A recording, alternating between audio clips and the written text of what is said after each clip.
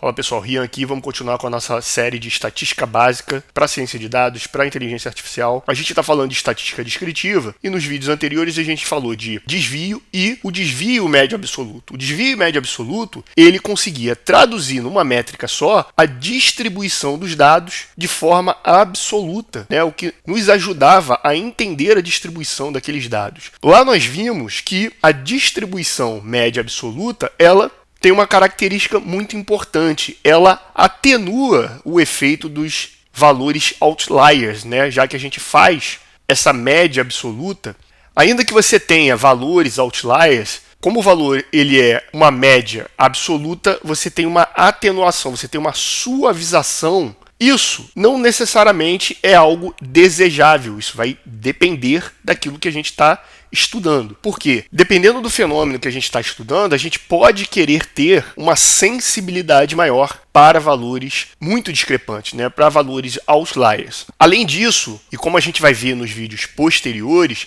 a gente vai precisar desenvolver outras teorias e outros cálculos que vão depender de uma álgebra mais pesada e mais complexa. E nesse sentido, a gente vai precisar se valer de propriedades que nos facilitem nesses cálculos. E é aí que entra a variância. O que é a variância média? A variância, como nós estamos tratando, é uma medida de dispersão dos dados ao redor da sua média, a média daquele conjunto de dados. E ele leva, né, em consideração a totalidade desses valores, o que torna um índice bastante estável. Mas como é calculada a variância? A variância ela é definida como sendo a média dos quadrados dos desvios em relação à média aritmética. Então, muita calma, porque na verdade isso é muito do que nós temos visto até agora. Preste atenção. Eu estou definindo a variância como sendo a média dos quadrados dos desvios em relação à média aritmética. Tudo isso aqui a gente já estudou, então não é difícil. A definição, por extenso, é até longa, né? Mas a gente já conhece isso. A gente já sabe o que é desvio, né? E a gente já sabe aplicar uma média aritmética. Perceba, aqui tem um termo, tudo bem que ele está elevado ao quadrado aqui, mas ele tem um termo, ele é o termo desse somatório sendo multiplicado, né, ou seja, dividido pelo número de elementos do conjunto, ao qual ele está sendo somado, né? Aqui no caso representado pela letra N. Então isso aqui é uma clássica média aritmética. Como nós já estudamos nos vídeos anteriores, aliás, essa é uma sequência, assista todos os vídeos da sequência. E no vídeo anterior a gente viu que considerar exclusivamente os desvios, ele tinha um problema. Por quê? Porque você teria desvios negativos, desvios positivos, e para você traduzir isso numa métrica só, a gente utilizou lá a operação de módulo, que fazia com que esse valor, né, seja ele positivo ou negativo, sempre retornasse positivo. A variância ela faz o quê? Ela preserva a propriedade de sempre retornar um desvio positivo. Só que ela utiliza um truque para isso, um pouco melhor do que utilizar o módulo.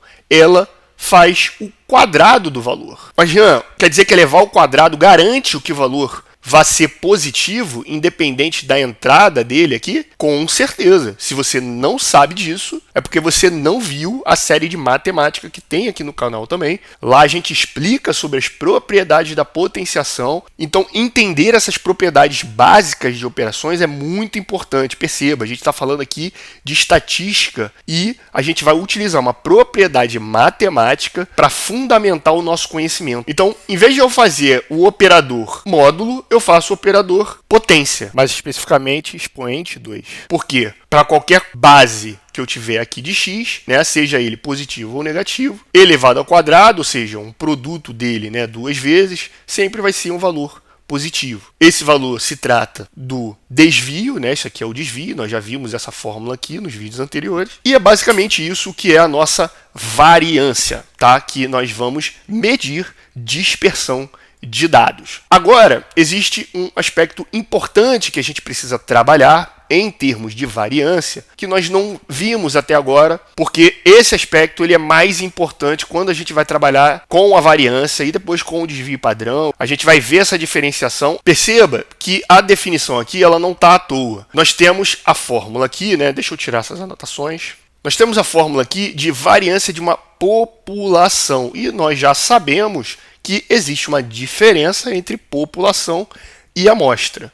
Na nossa fórmula de população, nós estamos dividindo, fazendo a média aritmética e dividindo pelo número total de observações do nosso conjunto. Porém, quando a gente aplica isso, ou seja, obtém a variância de uma amostra, nós subtraímos uma unidade desse valor, que representa o conjunto de observações.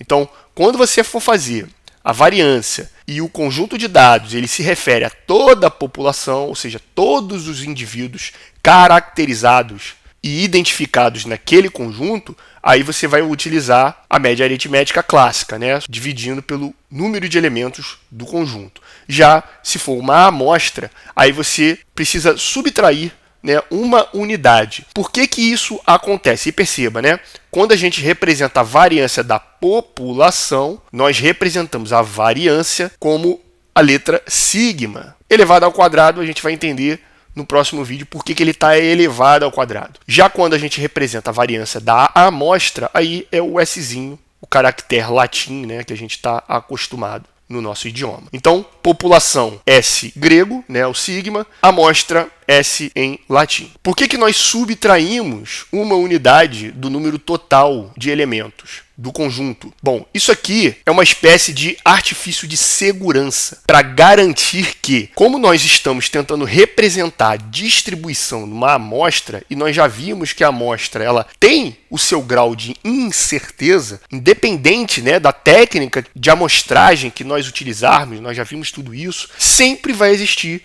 um grau de incerteza. Então, para dar uma segurança para essa medida, nós subtraímos o denominador. O que acontece quando a gente subtrai um denominador de uma fração? Isso a gente também estuda lá na playlist de matemática. Olha só como é importante esse conhecimento. Quando você reduz o valor de um denominador, o quociente dessa fração aqui necessariamente vai subir. Então, olha que interessante. Eu vou subtrair, eu vou diminuir o meu denominador para fazer com que a minha variância, ou seja, eu vou forçar que a minha variância seja um pouco maior. Por quê? Para refletir a minha incerteza, a incerteza que é intrínseca à própria definição de amostra. E bom, o nome desse recurso, da gente subtrair ali uma unidade para representar uma variância da amostra, é aquilo que a gente chama de correção de Bessel, Então, aqui está a definição, nós já tratamos. A variância, pelo fato da gente utilizar potenciação, ou seja, elevar ao quadrado os desvios, vai nos garantir algumas facilidades algébricas. Isso acontece por conta das propriedades das potenciações. Essas propriedades a gente discute amplamente lá na playlist de matemática. Então, quando a gente for ver teoremas mais avançados e métricas mais avançadas da estatística, a gente vai precisar,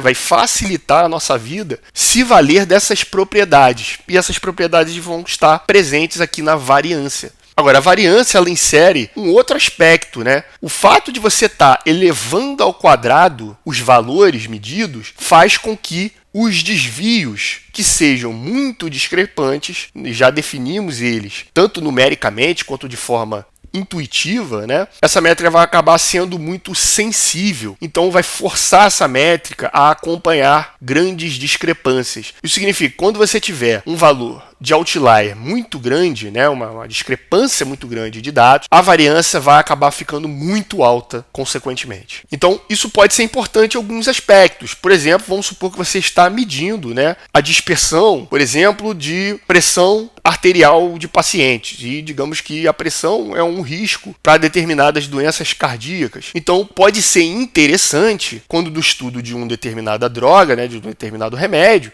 que você tenha uma medida de dispersão muito sensível a outliers. Por quê? Porque esses outliers representam riscos muito importantes à saúde, que são importantes na sua pesquisa. Por outro lado, vamos imaginar que você está medindo a dispersão de temperatura em um determinado motor que você está testando, E esse motor ele tem diversos recursos, de segurança, de redundância ali, em termos de superaquecimento, vamos supor. Então, nesse caso, você ter uma métrica que é muito sensível problema variações de temperatura, né, com outliers de temperatura, talvez para você não seja tão interessante, porque ele vai acabar distorcendo demais a sua métrica de dispersão por um valor que não necessariamente implica um grande risco dentro do fenômeno que você está estudando. Então, perceba que, nesse sentido, né, na sensibilidade aos valores de outlier, ele pode ser uma vantagem ou não, isso vai depender do fenômeno que você está estudando. Então, para não ficar só na teoria, vamos dar uma olhada aqui, né, porque a gente avaliou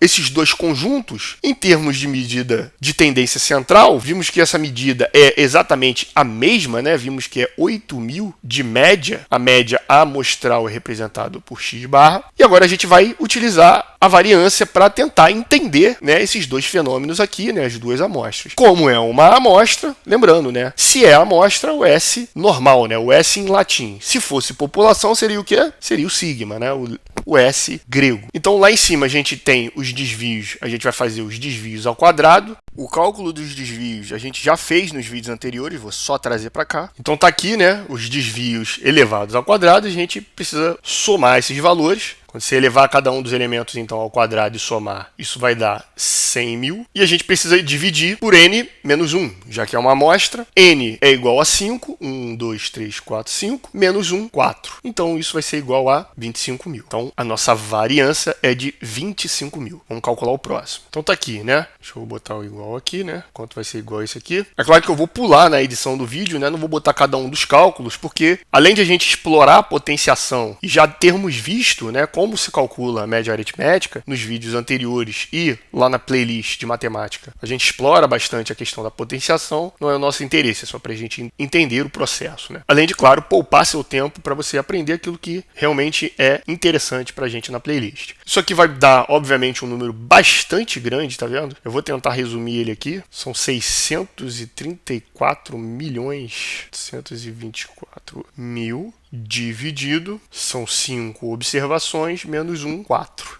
E isso vai me dar, esse número vai ficar muito grande para ficar ali. Eu vou passar ele aqui para baixo, vamos fazer o seguinte. Vamos passar ele para cá. Aqui o S quadrado foi 25.000. E aqui o S quadrado, quando eu dividir esse número enorme aqui por 4, vai ser igual a 158.560.000. Esse número enorme já vai nos dar uma pista do porquê que a variância ela tem um certo problema. São valores realmente, a depender da grandeza que a gente está estudando, são valores que acabam ficando realmente muito grandes. Então perceba, né? Na primeira amostra a gente tinha uma variância na importância de 25.000 e, no caso da amostra aqui nos vendedores de varejo, né, 158.560.000. Então, são milhares, né, de vezes, milhões de vezes maior do que a primeira amostra. E por que que isso aconteceu? Porque você tem, né, a presença de valores que são muito diferentes, tá? E isso força a variância muito para cima, né? Isso aqui é uma característica da variância, né? Quanto mais valores outliers, mais ele vai ser forçado para assumir esses valores enormes, exorbitantes. E, como vimos em determinados casos, é interessante para a gente saber isso mesmo. Então, para esse vídeo foi isso. Se gostou, peço que curta, compartilhe com quem você acha que possa se interessar pelo conteúdo e a gente se vê no próximo vídeo.